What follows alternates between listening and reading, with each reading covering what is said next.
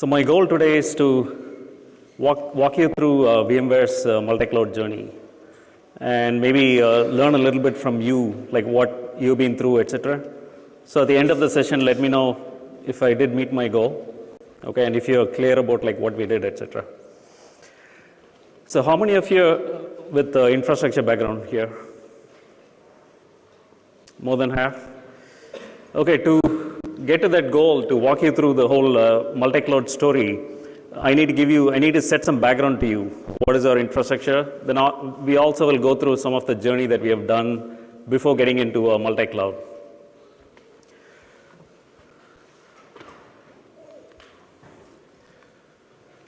So this will give you like an idea about what is the infrastructure that we are dealing with at infrastructure, and so you can compare with what do you have, etc.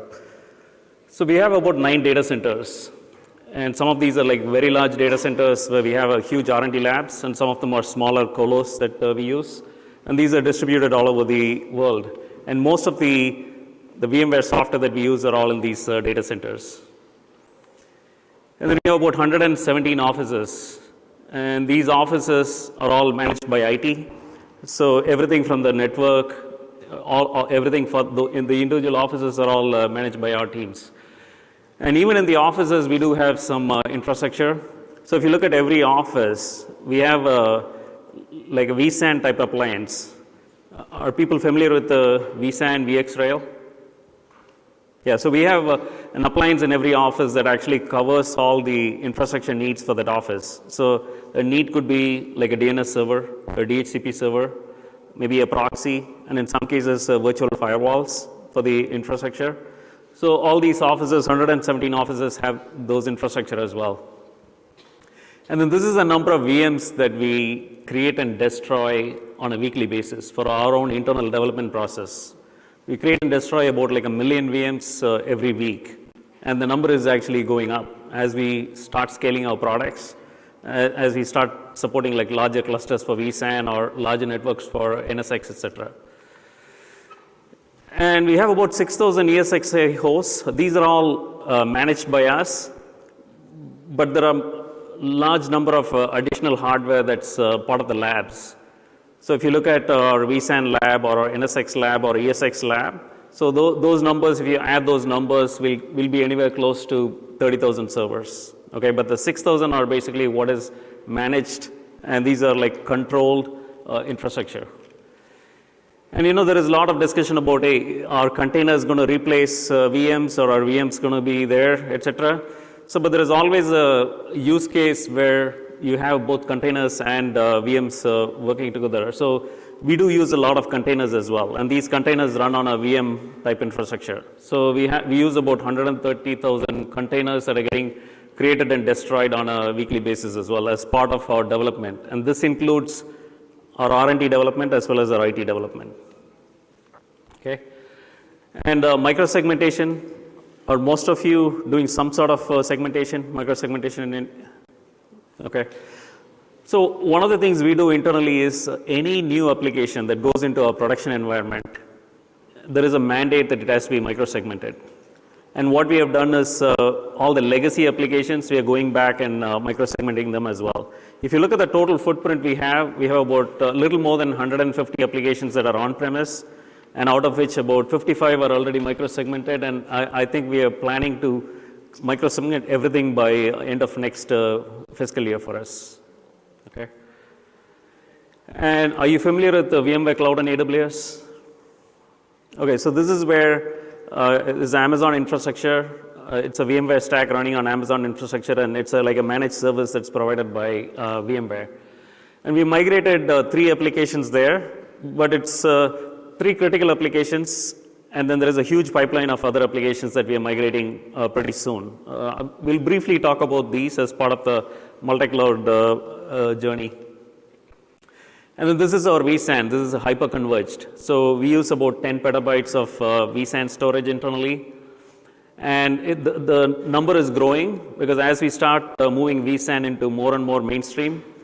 So recently, SAP HANA certified vSAN. And now all our internal HANA infrastructure is actually starting to use vSAN. So this number will grow pretty fast internally because most of the ERP systems are now moving to vSAN as well. And the last statistic is these are devices managed by AirWatch.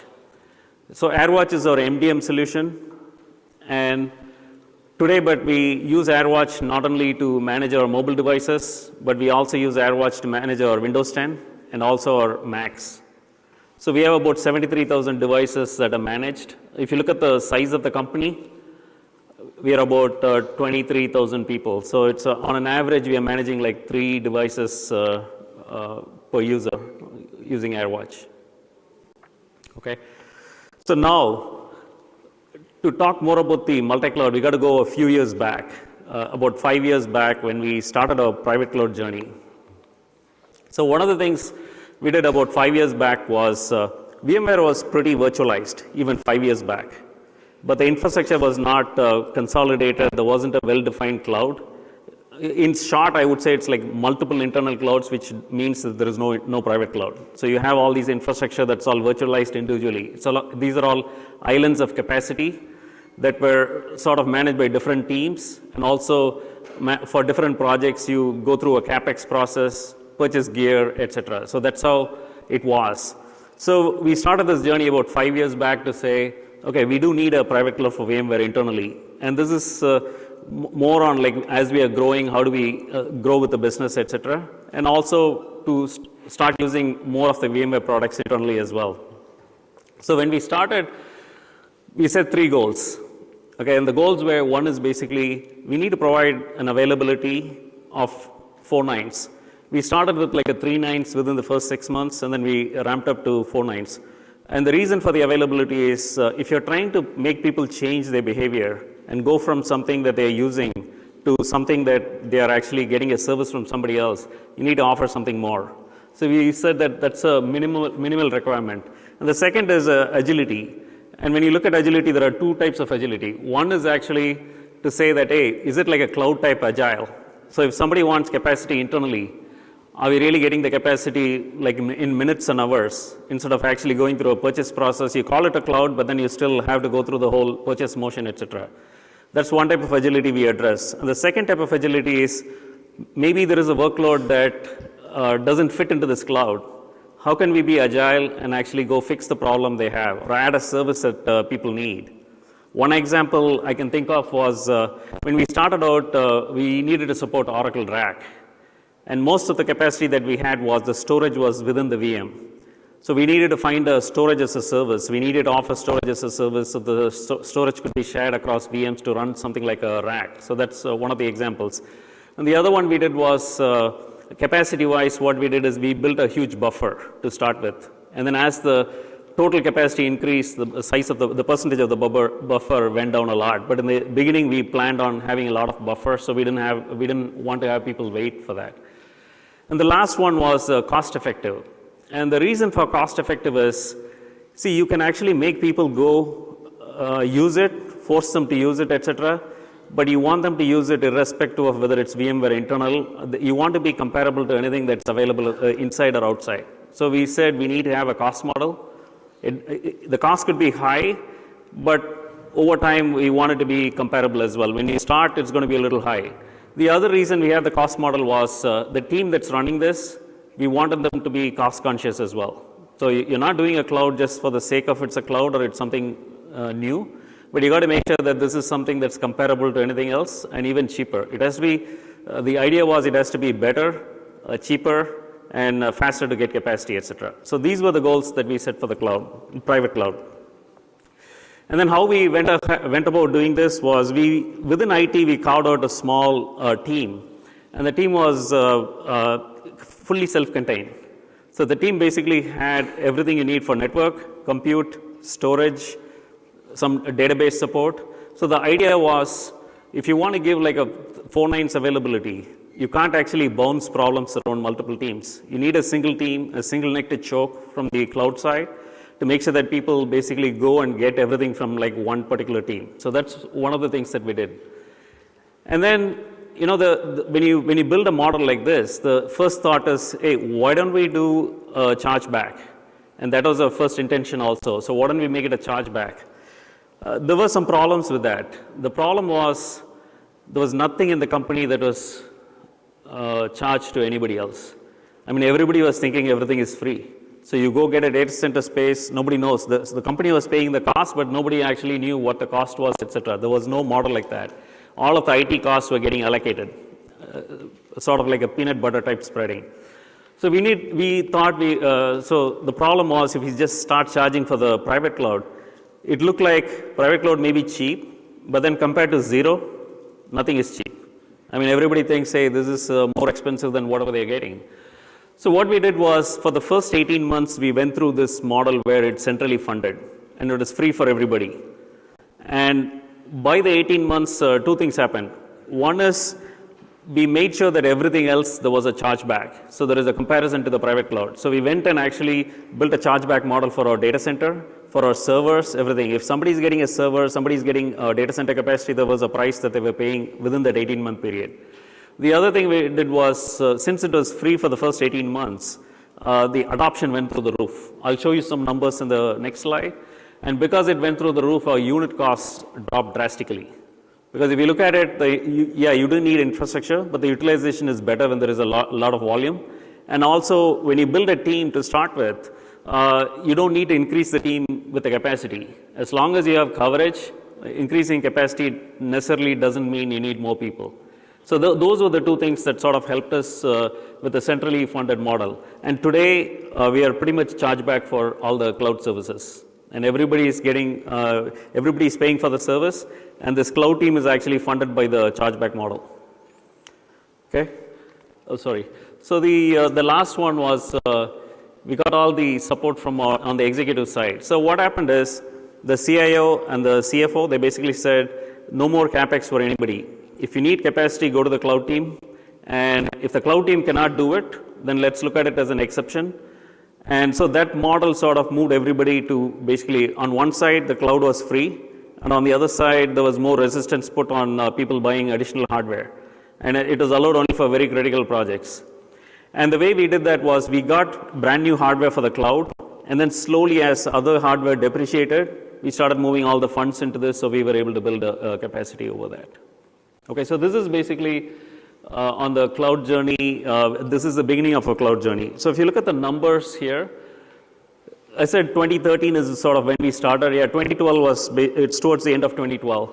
So what we did is, internally, we created something called a VM unit, because you want to have something that's for pricing and capacity. So a VM could be anything that you want. It could be like 1 gigahertz, 10 gigahertz, 1 gig memory, 10 gig memory. So we said, let's standardize on a VM unit. Actually, if you look at that, this was what Amazon had at the time for M2.small. Okay, that was a common model. So we said, let's use that as a standard, and then let's basically use that to price the capacity as well as allocating the capacity. So if you look at the growth was went through the roof for us and it's still continuously growing. And if you look at the cost started going down, because once we reached a certain volume, this is the unit cost that you're seeing here. Once you reach a certain volume, then the unit cost, because we don't need to hire more people, the team size is good enough to manage increased capacity. We didn't have the need to increase the cost. And then the second part of the cost is also, we standardized on a hardware and we stuck with it for 3-4 years. And that helps you to scale, so you don't need to actually manage different hardware. Then what we did is, we went from a standard enterprise hardware, which is like your standard blade servers with SAN storage, etc. Then we moved to hyperconverged. And this is like about 2.5 years back. And then once we started moving to hyperconverged, then we had further cost reduction. Not only cost reduction, we were able to move the capacity, we were able to build smaller size capacity, because hyperconverged, your initial footprint cost is not high. We were able to move the cloud into multiple regions much faster. So this is sort of the background to give you that, how we started in the beginning, before we went into the multi-cloud. Anyway, any questions or anything so far? Or we'll have some time at the end, but if there is anything that you want, feel free to stop me in the middle, if there is anything that. And let's define all these cloud terms, okay? So you have the private cloud, and then let's define what is hybrid and multi. So when we look at hybrid cloud, what we define as hybrid cloud is a cloud where you have the same software stack running, okay?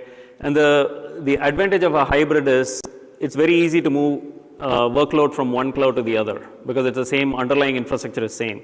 And the other commonality between something on a hybrid cloud is that you can use primary and disaster recovery. You can actually use one of the clouds for primary and one of the clouds for disaster recovery very easily. So that's how we are defining here. And then the rest of the clouds it's all like public cloud. So if you look at it, the private and the private cloud and something like VMware Cloud and AWS we consider as hybrid because the software stack is the same, and you can today there is functionality available for you to move workload easily, and there is also functionality available for you to do a disaster recovery either way, having the primary on the private cloud or having the primary on VMware Cloud and AWS.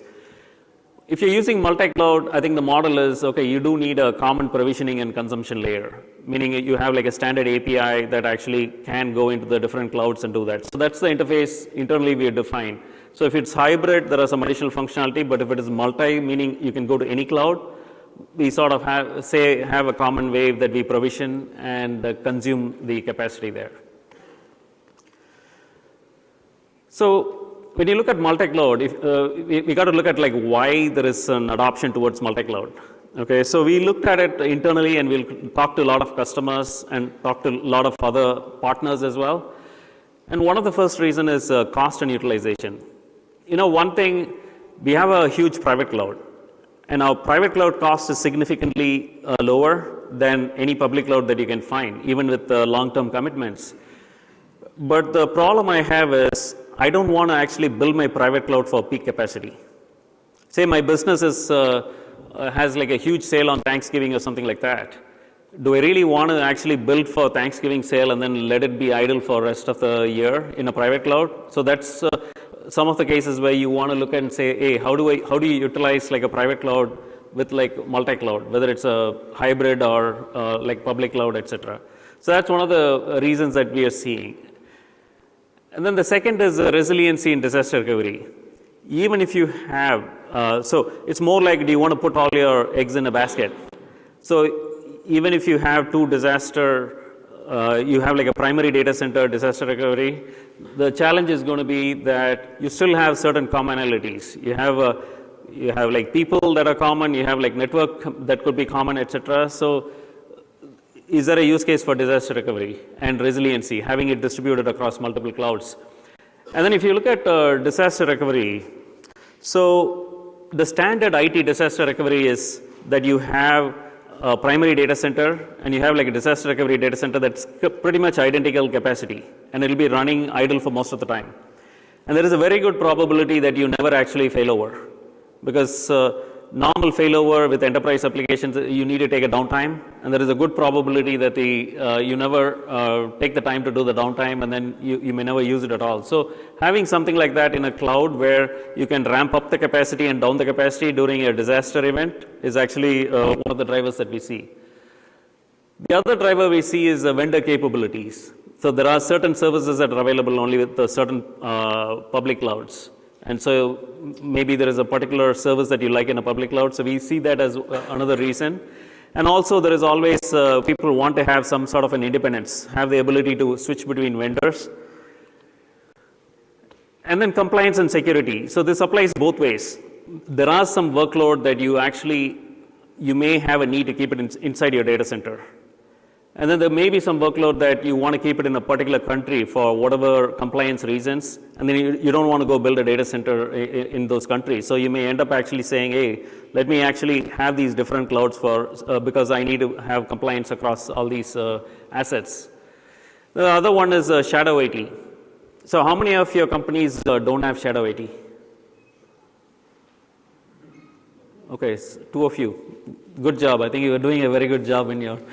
Anyway, so one of the things that we find is every company there is some form of shadow IT. And then normally what happens we see is they pick something cool and then they run the project, and at some point they realize it's not manageable, and then it comes back to IT. And there is a good probability that the shadow IT groups picked something that's not your standard cloud vendor. So you may have to support it until you actually decide to move it over, etc. And then the last reason that we see is M&A. And this happens mainly if you're a very large company.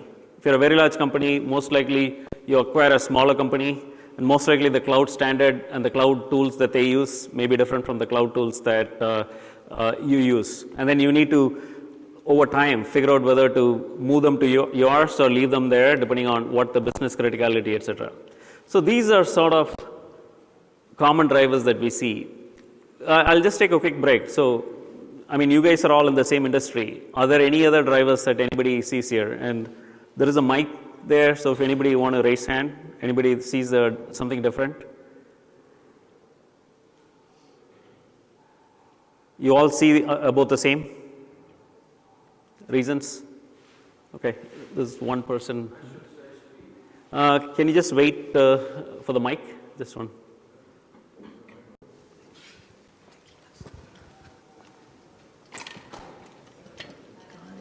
I need some help.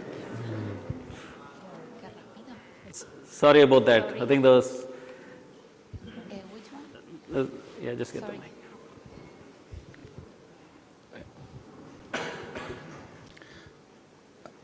I'm missing, I should say, speed of delivery. Speed of delivery? Okay. So does it fit under vendor capabilities, or you think it's a proximity? You're talking about network speed, or you're talking about... No. I'm talking about speed of, I want an application, I want to run it now, and I need several servers, and I want to use it very quick, instead of waiting for traditional IT, and it takes about weeks, and etc. Okay, thank you. So these are the top three. So I had the same session in Vegas, and then we had like some sophisticated polling that you could actually text to the poll, and then these are the top three that we found. Cost and utilization was rated the highest, resiliency and disaster recovery, and mergers and acquisitions. And this is the same as like what we found at VMware as well, in terms of the reasons why people are moving into multi-cloud. So multi-cloud has its own challenges as well. Okay, the two big challenges with multi-cloud. One is basically networking and security. So how do you manage your network? How do you extend your network into multi-cloud? And then how do you manage the security of not just your on-prem infrastructure, but the clouds as well? And so what we have done is, this is basically maybe a too crowded picture, but what we have done is, we actually have a dedicated connection to a colo. We call it like Cloud Connect. So we have a dedicated connection to a colo, which is basically has direct connection to all the different clouds. And what we also have done is we put our security footprint in all these clouds as well. So any workload that actually is sitting in any of these clouds, they go through the same security like whatever is running in a private cloud as well. And not only that, we also made sure that all the footprint that you need, like your DNS, DHCP, Active Directory, whatever you need to run your applications, are all sitting in all these different clouds as well. And the driver behind that is, so you want to have all these clouds, but you don't want like a single point of failure. So if you say your workload is running in, say like Google, for instance, and if your internal, something goes down internal, why would you want that workload not to be up and running? So that's, so basically for resiliency reasons and this, we basically went ahead and did all the security for each of the clouds separate, and all the clouds have their footprint as well. And for some of the clouds, we're using NSX as a termination on the other end. And some of them, the ones that don't support NSX yet, we are just using a traditional termination of these clouds. Okay. You know, the other problem we see with multi-cloud is this whole cost management. So how many of you think you have a good control of your public cloud spend? How many of you don't think you have a good control of your public cloud spend? Okay. I think we are in the same boat. Okay. I think the challenge with public cloud is, you know, the spending pattern is completely different. If you look at your traditional IT spending, the budget gets allocated top down, and then you basically buy the gear, and then you have like your cost is contained. There isn't too much variable cost. Maybe you're not utilizing, you may be wasting some capacity, but then your budget planning is much better. if you look at like a public cloud mainly, what's happening is the spending actually starts from bottoms up. You give somebody an access to the public cloud, they start provisioning capacity. You don't know what they're doing until maybe you get the bill.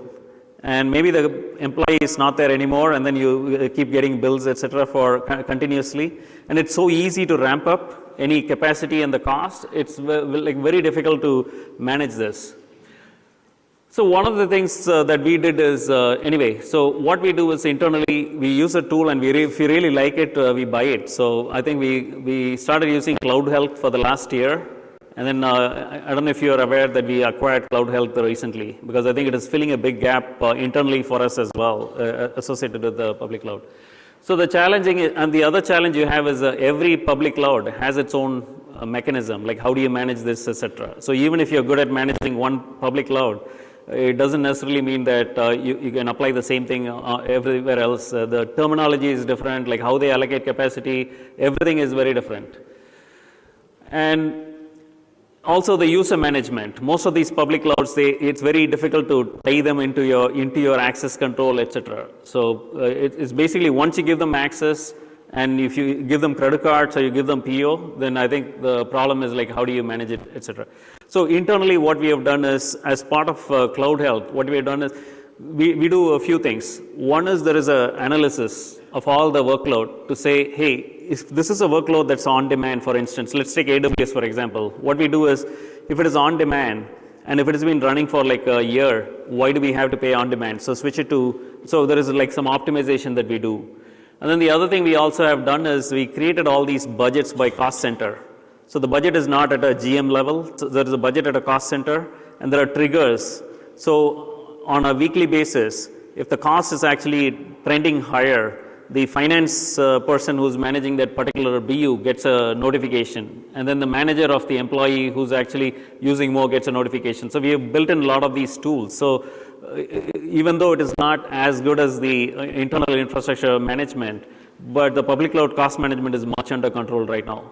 And also you can do some optimization to say that, hey, look, how much of my infrastructure is basically unused, etc. So you can actually go and harvest a lot of those costs that are not being used as well.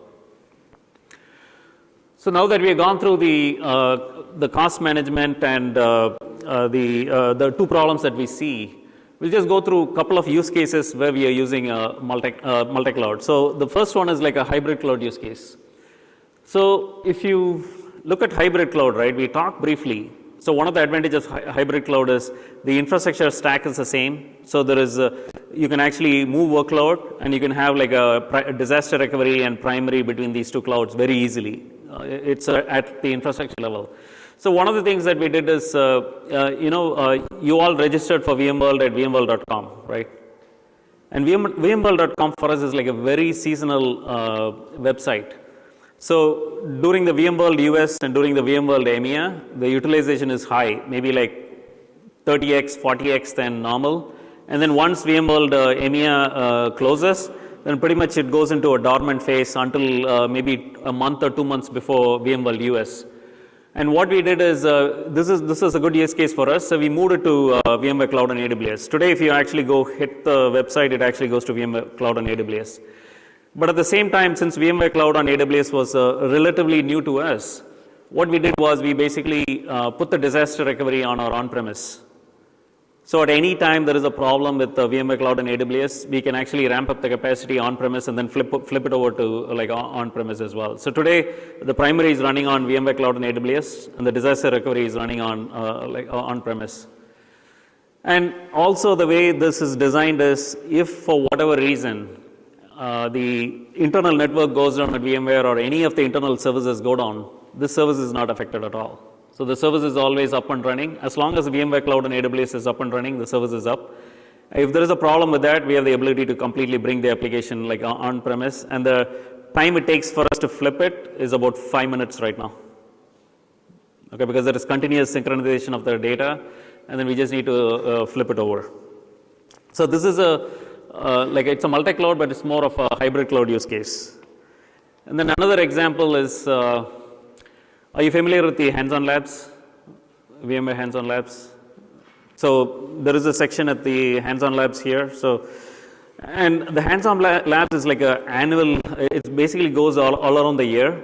But during VMworld, it is actually very busy because we introduce like new labs. A lot of new labs get introduced. And also we have about a 600 seat where people can go sit, and there are a lot of instructor-led sessions as well. And normally, traditionally, what we used to do for the Handson Labs is we used to go and build this infrastructure every year, okay, before the VMworld US, and then we'll actually repurpose it or tear it down after VMworld EMEA. Because one is every year we wanted to put new technology into this, but at the same time we also want to make sure that it's not idle for too long. And so what we started doing is we said, hey, this is a good multi-cloud use case. This is a case where we talked about, hey, I don't want to, similar to the other use case where I don't want to build it for the peak. So here what we have done is we have some capacity in our private cloud. We have some capacity in VMware Cloud and AWS. We have some capacity in like IBM soft layer. And I can actually leave the private cloud for my ongoing, my standard steady state workload. And then I can actually bring up the VMware Cloud on AWS or IBM just for the event.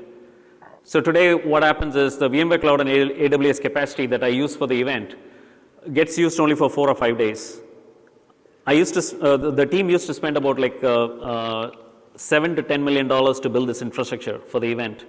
And now basically we don't build any additional infrastructure at all. We just go use it for those 5 days. You bring it up, and then run it for like 5-6 days for VMworld US, tear it down, and then VMworld EMEA, we basically, maybe like a day before the event starts, we start it, and then we basically ramp it up, and then ramp it down. So from a cost standpoint, even though my private cloud is at a unit cost is cheaper, but by doing this, I basically pay for like 12 days in a year, rather than try to build for the, even if I repurpose the hardware, building this infrastructure from all the way from infrastructure ground up to bring it down is painful. So I normally leave it up for between the whole VMworld. It'll be at least 3 months where I have that capacity running. So this is another use case. Okay, now that, so we walked through all our, so the private cloud journey, the multi-cloud. So this is where we look forward. What we think is going forward, this is at least from a VMware perspective, all new deployments, we expect to have primary and disaster recovery in 2 different clouds. Okay, because we think that it gives us enough resiliency, and it also serves the purpose of using like a hybrid cloud where we can decide to flip over back and forth, etc. And then the clouds that we use at some point will be completely transparent to the end users. Because as far as they're concerned, they're getting a VM or they're getting a container, they're getting something. What is the underlying cloud is something that we will manage. And then the last thing is the moving workloads either permanently or like for seasonality between the clouds is going to be like normal. So this is how we see our strategy going forward into this year, next year, etc. So this is sort of recommendations based on our experiences. So one is basically, I think all of you know that multi-cloud is here to stay. However you try, I don't think it's going to be, you're going to be able to standardize on one cloud, either for whatever the reasons that we talked about. So make sure that your applications, everything, you lead in the architecture and lead in the strategy. And then the next is, you should have, I think if you have an opportunity, you should try to actually standardize on a private cloud internally. And the third is actually, if you want to, I mean, this is an analogy for a multi-cloud approach. The analogy I would use is like an outsourcing strategy. So do you do your development, do you outsource development? Anybody, maybe most of your infrastructure, so maybe I'm asking the wrong crowd. So most of the companies, they outsource their development. And then they don't outsource everything. They have the core competencies developed inside, and anything that is not core normally goes outside. Or there are cases when there is new capabilities that you don't have the skill set internally, you go develop outside, you actually outsource it. So the model here is think of it the same way. So you have a private cloud where you may have some core competency, and then whatever is not core competency, you may put it in the public cloud, or if there is any capability that you need that's not internally, you can put it in the private cloud as well, sorry, in the public cloud. And then depending on the conditions, you move it back and forth. And if you think that you don't want to have long-term commitment of employees, you basically outsource more. In this case, if you don't want to have long-term commitment on CapEx, basically move more to the public cloud. But once you know that the public cloud, these are steady-state workload, there is a good probability that you can bring it in. And then the last thing, the recommendation for you would be create a cloud center of excellence. Okay, we'll go through what this means. So internally, I think that you're going to face a lot of teams internally that don't have all the background to basically deal with all these different clouds. Okay, so and that's one of the reasons why you'll have security issues, you'll have cost issues, etc. So the idea here is establish the best practices to use internal, external clouds, and then create a cloud custodian type role who's actually responsible to look broadly across the company to say how do you actually manage this, how do you govern this, etc. And then the reporting and like what we said, all these different clouds have their own way of reporting. So try to make sure that you get all the data in a consistent way. And also within the function, you need to have somebody who's responsible for their cloud capacity, etc., to coordinate with a cloud custodian. So the major factors you need to look at it is how are you managing cost, how are you utilizing optimally, and then how are you managing security. And then the capacity planning and forecasting for both private cloud and public clouds. So that's the summary of my session. So hopefully, so I said my goal when I started was to make sure you understand like what we do internally, and then maybe there's something that I would learn from you as well, maybe things that you're doing differently. So time for questions. Anybody has any questions? Can you wait for the mic? There's a question here. In the multi-cloud world, do you see building VMware your own multiple cloud platform, management platform, or how do you see that evolving? So the question was, is VMware planning to build, or you're talking about internal VMware, we are trying to build a multi-cloud management platform? So there is, so VMware already has some tools. If you look at VRA, so VRA is basically expanding to cover, it already covers multi-cloud. So in terms of your multi-cloud provisioning, etc. So that's already there. Then PKS is basically the Kubernetes. So there is some Kubernetes platforms that are coming across where you can manage Kubernetes across multiple clouds as well. So yeah. Integration into one tool, because now there's still an ecosystem of tools. Are you looking internally to go forward that way, or? So internally today we have something called a developer portal, and the developer doesn't see what cloud, etc. So they can request for like a VM, or they request for an application, and it uses a blueprint to print it like wherever the infrastructure people think is the right place to build based on the use case, whether it's going to be long-term, short-term, and cost, etc. So we are trying to, as one of the things I said, basically people may not need to know where it is running, as long as the capacity metrics, the latency, all of that is met. I think the underlying infrastructure architecture would handle where it goes, etc. Thank you. Any other questions? That's a question.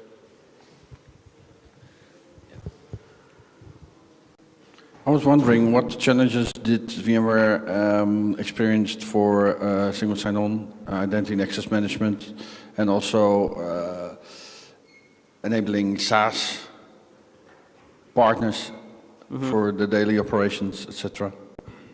So the question was for SaaS partners? I think I have two questions. Okay. The first question is, how did you deal the challenge with identity and access management through a multi-cloud strategy? How did you? Sorry. Your multi-cloud strategy, just using multiple clouds for your employees and working with just one account, not knowing where they're working. How do we manage the account, like in a multi-cloud environment? How did you manage to give your employers the single sign-on experience. Okay. Is this you understand? Yeah, today what happens is, in terms of managing the cloud expenses, what we do is we pretty much, nobody can use credit cards today to sign up for the account, but we have like POs. So if somebody needs to sign up for a public cloud capacity, I think it goes through a PO process. All the costing and the negotiations happen centrally, but people still can go directly to the cloud, but then we put triggers on the spending. And over time, the plan is basically to make sure that the access control is through like VMware single sign-on. So you go to any cloud, it'll going through a single sign-on, and if an employee leaves, basically all that access will be done. Today, basically, it is for certain clouds, internal private cloud is all single sign-on, but for public clouds, people go there, but then we put controls on the spending. That's what we do today. So you have an identity provider in the several clouds? Yeah. Okay. Right. See, one reason is because the history, right? We have been doing this for 5 years for private cloud.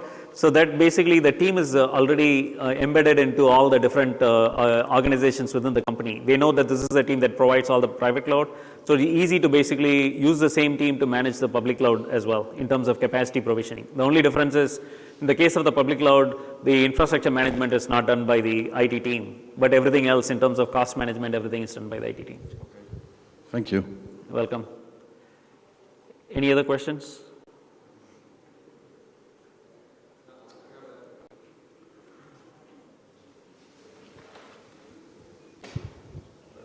So I work in a venture company. We also have a multi-cloud strategy. I think that's the dumbest thing we ever did, to be honest.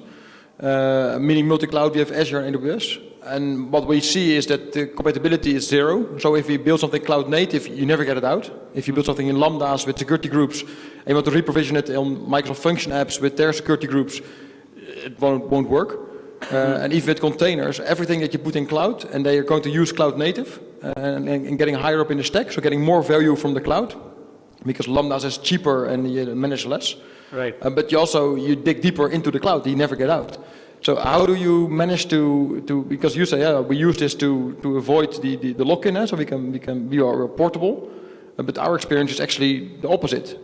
The better you use cloud, the less portable you are. So how do you manage to solve this problem? So your question is, each of these clouds have capabilities.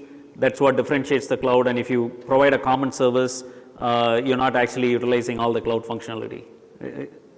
I just want to make sure I understand. If we can do VMware on both clouds, but then you use IaaS, and IaaS on Amazon or on Microsoft is more expensive than in our own data center. Mm-hmm. So what we try to do is to move to PaaS services, RDS or Azure SQL. But then you're locked in again. You don't get it out anymore. And the higher you go up in the stack, the more benefits you get, but the more stuck you are. So there are two cases, right? One is basically your legacy workload. So these are your enterprise ERP type workload, Oracle, SAP, your standard workload. And the other one is like your next generation workload. These are cloud native workload. I think there are two tracks for each of these. For your legacy workload, I think you had to figure out, like, you had to do something like what we have done to make sure that the legacy workload can be moved back and forth. For cloud native, what you need to do is you need to do the reverse. So cloud native basically started in the cloud. Okay, these are all like microservices, etc. So what do you use internally to provide a similar cloud native thing? Maybe not all the services. If you heard that Amazon is trying to have RDS running on premise. So there is a movement of public cloud providers trying to provide the same service that they're providing on the public cloud to private cloud as well. And mostly Amazon is working with VMware to bring some of those, because they do know that not all workload is going to the cloud and not all workload is going to stay inside as well. So to provide that flexibility, I don't think all the functionality is available today, but I think over time you will have a lot of the functionality available on premise and at the cloud. So if you look at the public cloud providers, they want to see how they can actually enter the private cloud market as well. And to do that, they need to start offering some of the services, either with collaboration with somebody like VMware or some other partner, to see how they can actually bring some of the services. So it is seamless for developers, whether they are running it on the internal cloud or they're running it on the public cloud. Does it answer your question? Partly, yeah, let's say partly. What is remaining? So what I meant is the whole portability part. So the reason, what we see is there's no real reason to have two clouds. Okay. I understand VMware, but it's not really cloud for us. But if I look at AWS or Azure, there's no reason to have two.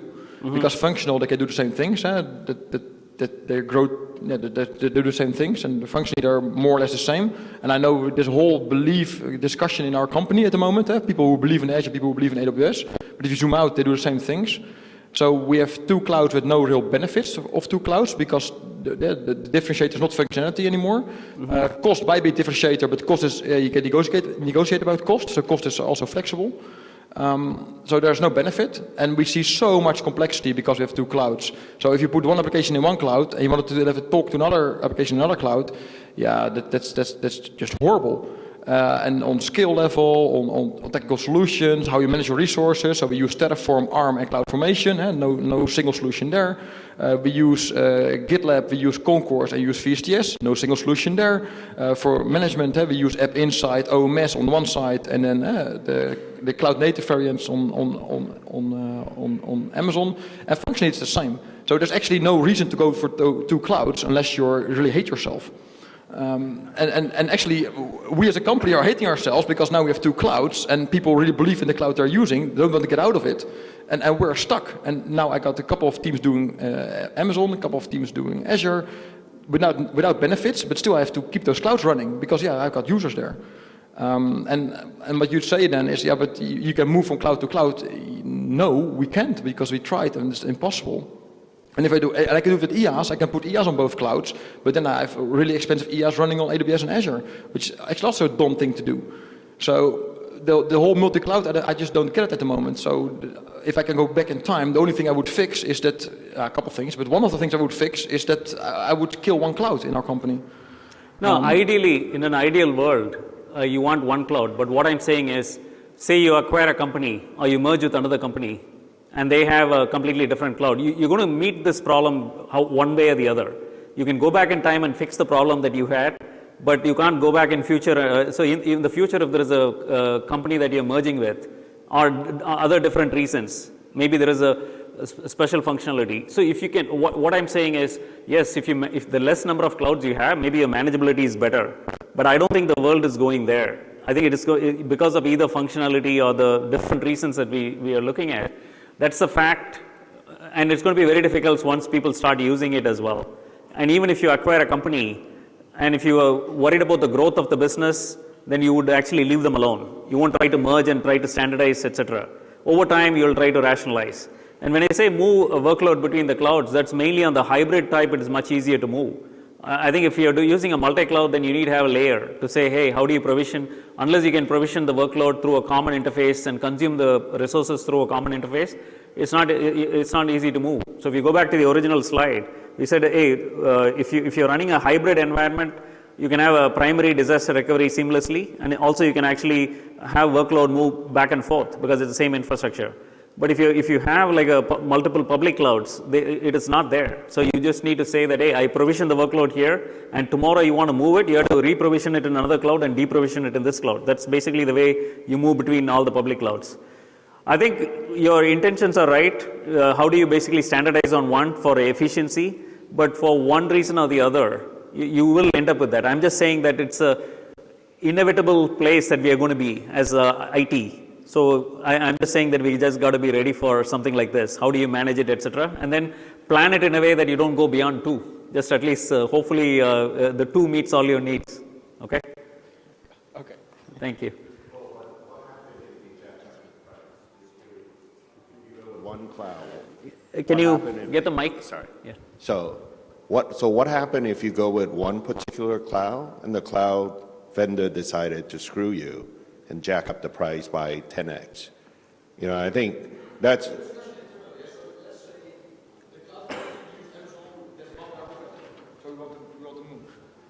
So if we want to move, yeah, that's impossible. The same applies for if you go for more cloud native, so you're going to use more value from the cloud. But the same applies for Salesforce or Workday or whatever. Mm-hmm. So if you move up in the stack, you get more lock-in. And that's, I think, a risk you should accept. And the other thing you can do is do it all by yourself. And that's the other thing we did for a long time. But then you have those I say it, challenges to solve and to pay for that. So flexibility costs a lot of money.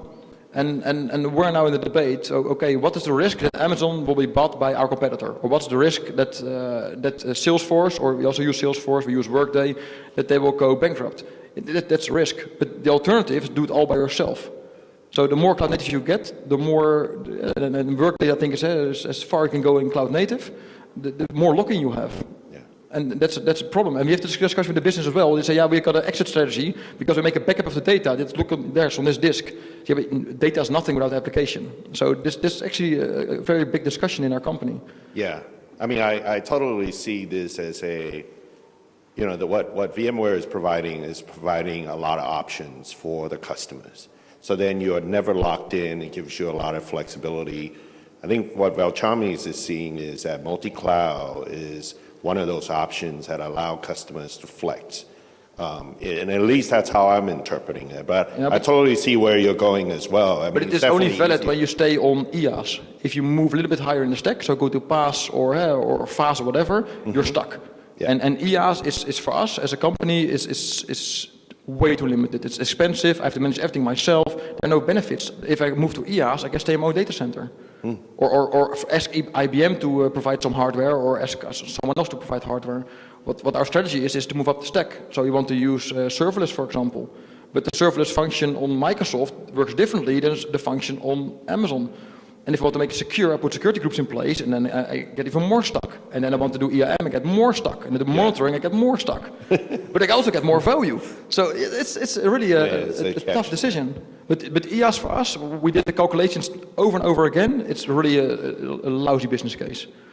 It only costs money and there's no benefit. For us, for us. It might be different in your case. Yeah. Okay. Any other questions?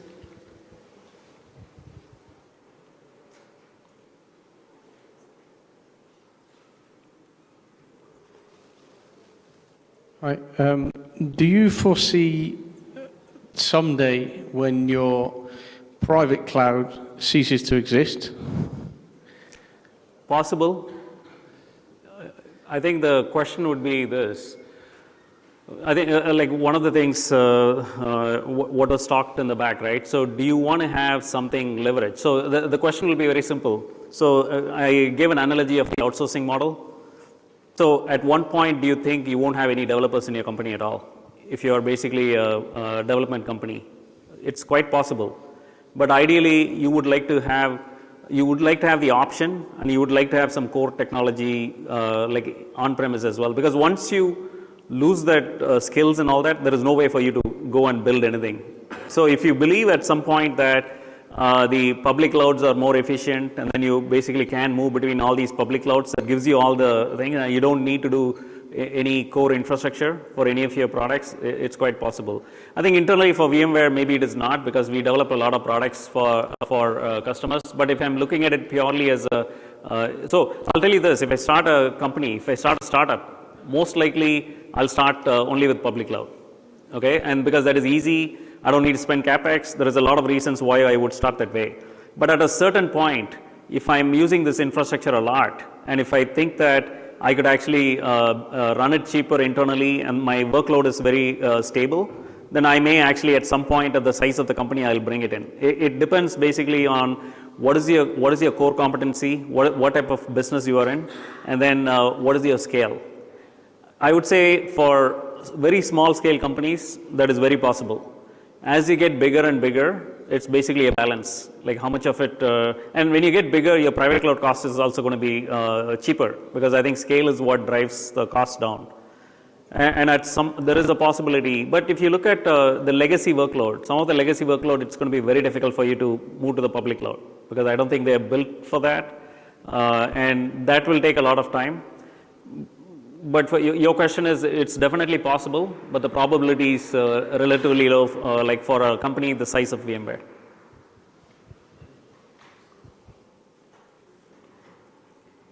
Any other questions?